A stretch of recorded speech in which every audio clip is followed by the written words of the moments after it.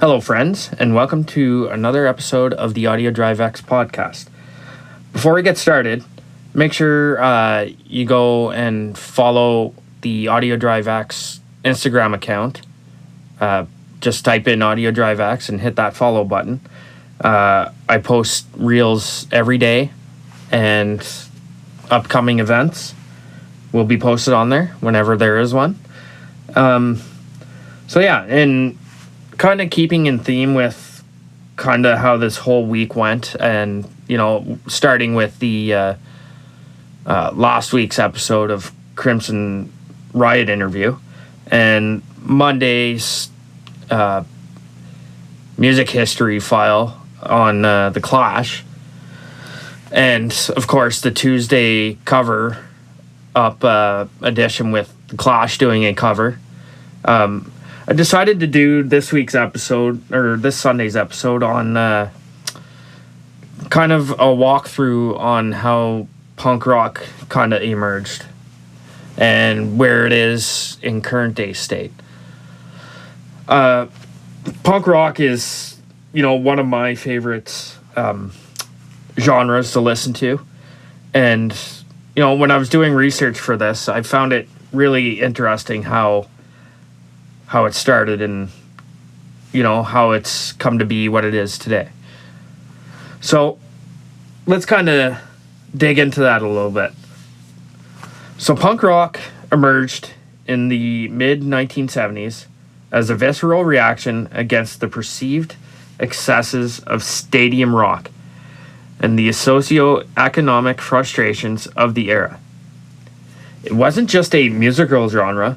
It was a subculture built on DIY ethic that prioritized energy and message over technical virtuosity. So, before punk was a defined term, bands like The Stooges and MC5 in Detroit were stripping rock down to its rawest form. In New York, the New York Dolls brought a glam-infused provocativeness, while Modern Lovers showcased a minimalist approach. These artists laid the groundwork for the sonic aggression and outsider attitude that would follow. Then comes the first wave, which was in the mid 70s.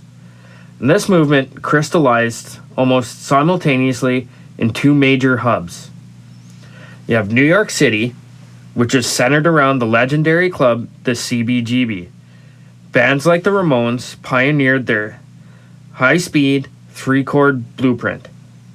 Television, which is another band, offered more lyrical complexity, while Patti Smith merged garage rock with beat poetry. The other part was London, which was influenced by the New York City scene and fueled by high unemployment in the UK. The British scene was more overtly political.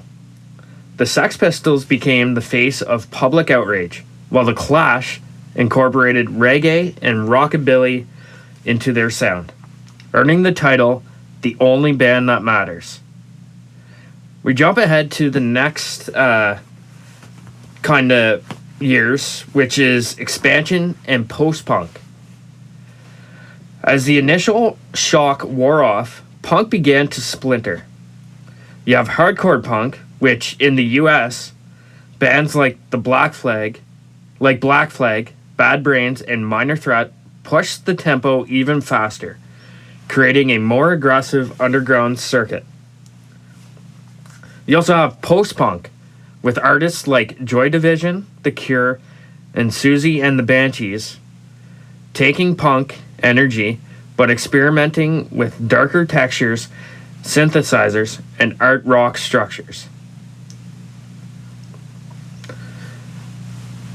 Jump ahead to the 1990s, which you start getting into the pop punk and skate punk surge.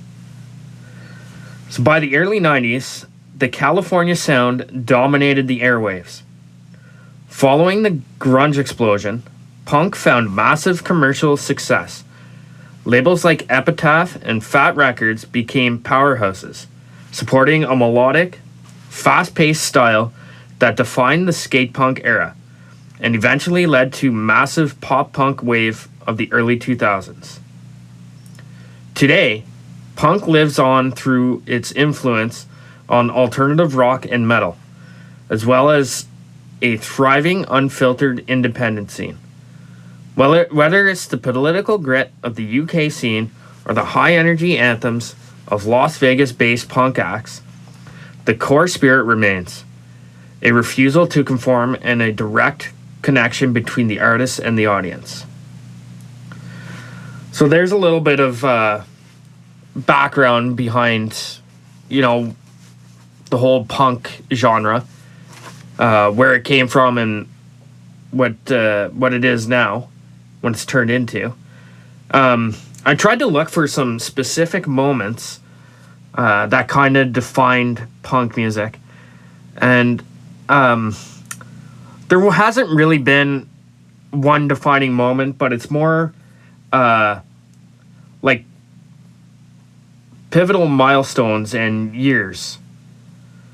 So let's kind of look at that. So in 1974 and 75, it's kind of the birth of the speed. While many point to the Stooges or the MC5 as the godfathers, the definitive blueprint was laid at CBGB in Manhattan. The Ramones in 1974 were four guys in leather jackets, stripped down to 3 chords, and played them at double speed. Their self-titled debut in 1976 became the foundation text for every punk band that followed. Of course, you have Patti Smith. Her 1975 album, Horses, merged high art poetry with garage rock energy, proving punk could be intellectual as well as visceral. You then have the British Invasion, which of course included the Sex Pistols, fueled by their 1976 appearance on the Bill Grundy Show, where they swore on live television, and that made them public enemies overnight, and turned punk into a national phenomenon. And then you have the other end of the British Invasion with the Clash, where they're more reserved with their rock mixed with reggae sound. And then you have kind of the in the 80s, which was the do-it-yourself and hardcore revolution. It was kind of the second wave, where with bands like Black Flag and Minor Threat pioneering the hardcore sound. And then, of course, you have, like I said, the 90s, which was kind of an explosion of the punk and change into pop punk. Some key albums there were Green Day's Dookie, which brought punk to the MTV generation, selling millions of copies and proving that the genre's angst could be catchy. And you have The Offspring's Smash, released the same year on Epitaph Records. It remains the best-selling independent album of all time, proving bands didn't need major labels to reach a global audience. So there's kind of a breakdown of that, of the whole, punk scene. I hope you enjoyed this episode. I know it's not, everybody's cup of tea, but it's kind of cool to see how other genres came about, and that's kind of a scene that the punk scene's kind of forgotten about in the whole grand scheme of music altogether. So I just wanted to kind of look into that, and hope you guys kind of start listening to some more punk music and taking appreciation for it. Anyways, that's it for this week's episode. Again, not a very long one, but one that I felt that I kind of wanted to do and bring to light. Anyways, so I hope you enjoyed listening. Don't forget to follow the Audio Drive X Instagram account for your music content. Thank you. Have a good week. Bye.